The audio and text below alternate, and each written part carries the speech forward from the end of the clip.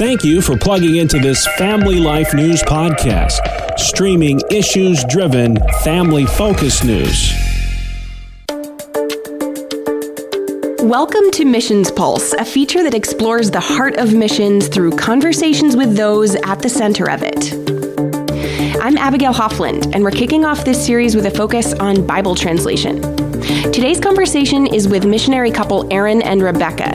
Just a note here that for security, we will not be disclosing their full names or exact location, but they do work with Pioneer Bible Translators in West Africa, where they're currently focused on completing an Old Testament manuscript in the local language. Aaron and Rebecca, thank you so much for joining us today. Rebecca, you have a unique background, having grown up as a missionary kid in the country where you now work. So what drew you to Bible translation? So I got to see firsthand what it was like for some people to not have scripture in their heart language. And I remember in high school, there was a good friend who she had been pulled out of school when she was like 5 or 6, never learned to read. And she told me one day that that was her one thing she wanted to learn how to read. And so we just sat down, and she was so smart. She just picked it up really fast. And it was so much fun to watch her be able to piece letters together and then words together, and then finally be able to sit down with the translated portions of scripture that we had and read the Bible for the first time and just see her light up. And I wanted to do that for other people too. Aaron, could you give us a sense of the scope of Bible translation work as it stands globally? Of the world's roughly 7,300 something languages, about 10% have the full Bible. I think 724 was the number at the end of last year, which of course means 90% do not. Now, many thousands of those have ongoing work in them. But like the project we came into, some of those projects have portions done, but then the project stalled out. There are around 1,500 languages left in the world that have zero work started and are in need. So I know it probably varies depending on project and location, but to the extent that the process is universal, could you walk us through the steps of a translation project? Well, learning the language is obviously first step.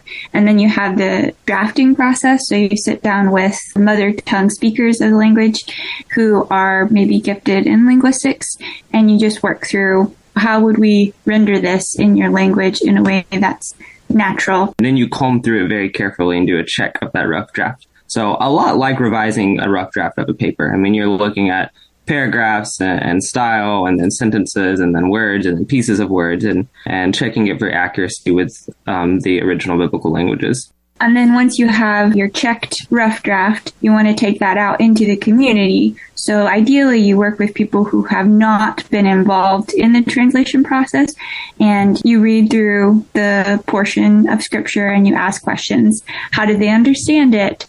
What would be a better way to render something? You're basically doing Bible studies, little mini Bible studies with passages of scripture to make sure the team is understanding how people outside of the process have actually understood the text. Mm-hmm. So then you make revisions as needed based on that, and then you check them for accuracy again. So that's kind of a loop, comprehension checking for accuracy, and you kind of keep going through this cycle until you reach a form of where the team is satisfied that the community is understanding the passage well, and that it's clear, accurate, natural. Then it's the consultant check.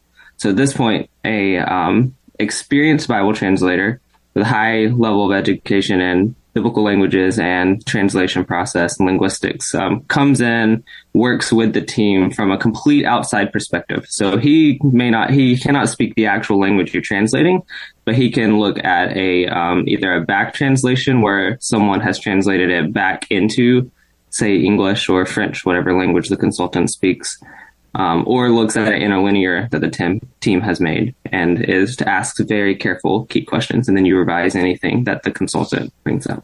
And once the consultant gives you the okay, then you can move into publication phase. You always do a final read through. So when it's like ready to go, ready to send to the printer, you make sure you get people to read through it one more time. What's it like to get to that completed stage and actually be able to share scripture with people in their heart language? And it's so fun to watch when you're sitting down with either your mother tongue translator or with people who are hearing it for the first time, and the light bulb goes on for them and they realize what it's saying, and it's just like, Yes, like we were just working through Proverbs, and there were multiple times where the translators were like, this is the truth. And I wish that we've had this for years now. One of them said back, our people need to hear this.